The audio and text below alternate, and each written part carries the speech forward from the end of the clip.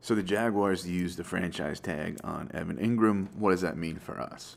Engram came into the league 2017, had a really good rookie year, showed some promise up until sort of the end of this year.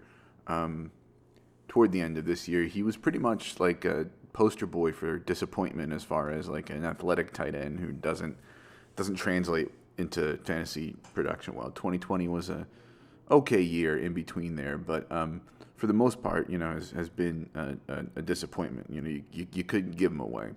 Then toward the end of this year, he really goes off. Has a 4 or 5 week stretch that was just really good. I remember playing him in DFS and loving it. And sort of we thought, okay, he's with Doug Peterson, who kind of knows how to use tight ends well and was designing plays for him, and so maybe sort of Trevor Lawrence obviously, and so now he's sort of settling into a good role, and finally Evan Engram fulfilling some promise.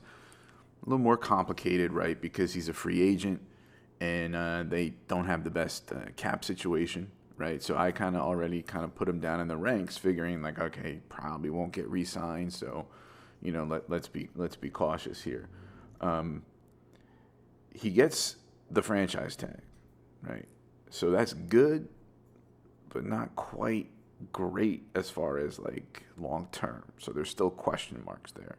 So for me, he's a sell at the moment.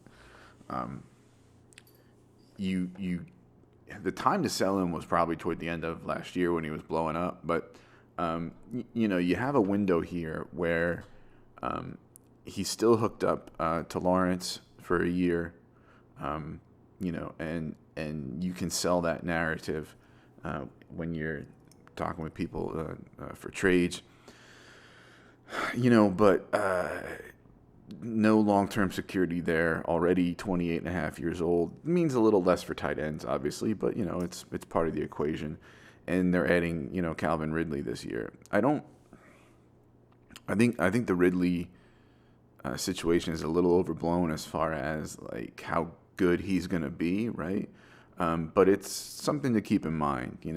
We always talk about, is it too many mouths to feed, or is it, the pie's going to get bigger, so even if the slice is smaller, right?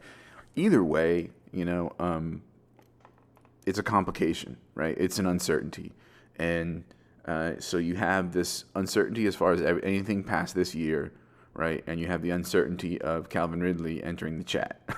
So I think it's a good idea to try to sell Engram. Now veterans this time of year, obviously, the value is lower as the value of picks goes up. It's worth exploring. If you weren't able to move him during his hot stretch last year, I would suggest seeing what you can get for him now and seeing if it's worth it. On Keep Trade Cut, he's tight end 12. I know people have problems with Keep Trade Cut, so do I, but like it is generally reflective of the community and what you're going to find out there in your sleeper leagues. So he's tight end 12. The closest pick as far as like where that is in the rankings is a mid 24 second. I would need more. I'd probably want like a 23 third and a 24 second. Right, and see if you can do that. I think that's good enough return, considering the uncertainties. It gets you fluid.